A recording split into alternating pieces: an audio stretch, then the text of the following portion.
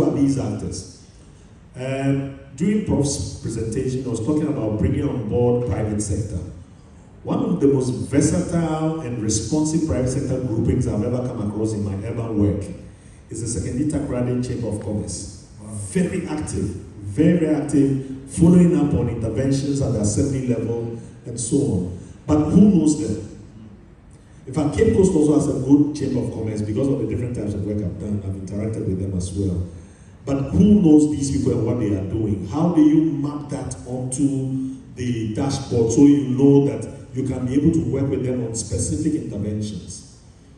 So that's also the other thing that is missing.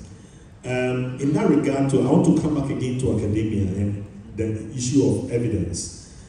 We have so much coming out of the different interventions and we are not capturing them in the ways that would make sense when we start interrogating a particular problem. I cite the Garrett example. So as we were working, we did aerial surveys. We found out that the online section of the Odo, from Abokobi all the way to Achimota, within 50 meters of the buffer, there are 3,000 properties that are situated in the buffer. 3,000. That's just the online section. Then the line section from Achimota all the way to the Graphic Road, there are 2,700 properties. Now this is evidence that an assembly can then take, and we have actually parceled it out, disaggregated this data, assembly by assembly, and given it out. Then if they are going to do an intervention, it can be targeted. That's the way that you are able to more responsive to the local issues.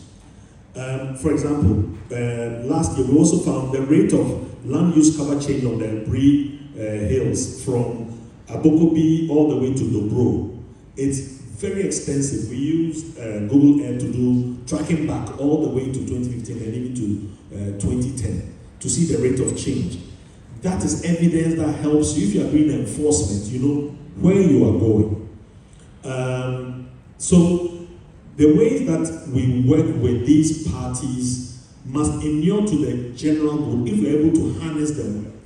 But if we use them to come and just one validation conference at the end of the cycle, you have not used their assets well. So we have to look at how we are building city resilience. The last one is looking at place-specific conversations. Now we're having a national urban forum, but because it is such a high-level discussion, we cannot get into granular details about specific areas. If, for example, Dade Kotopon were having a local conversation or a platform that brings the interest groups, they can go into the specifics. At this level, it's so aggregated that you don't have the time to unpack the issues. Even though there may be commonalities across different jurisdictions, nonetheless, there are clear distinctions based on specific context. So we need to also then look at how we decentralize conversations. In fact, most planners are aware of the participatory budgetary approach, which was pioneered in Brazil. The city is Porto Alegre. And how successful that is, until of course, it also fell victim to political capture much later.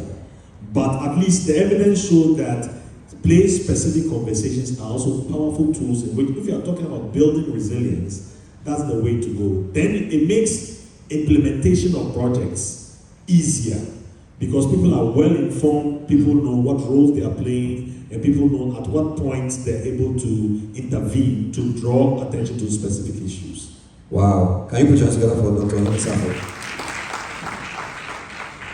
This is a lot. This is a lot. You basically have identified, I call them 3 Ps. You've said that there must be a certain approach to policy, evidence-based. Policy response must be based on evidence, among other things. You talk about participation, private sector and academia being 2 key. And then you talk about the place-specific conversations so that we must disaggregate the conversation. I like the piece so that we can remember alliteration very easy. So you spoke about policy, and under that you sort of discuss a bit of programs and projects, but you've given us a framework to work with, and then participatory approach and then policy, sorry,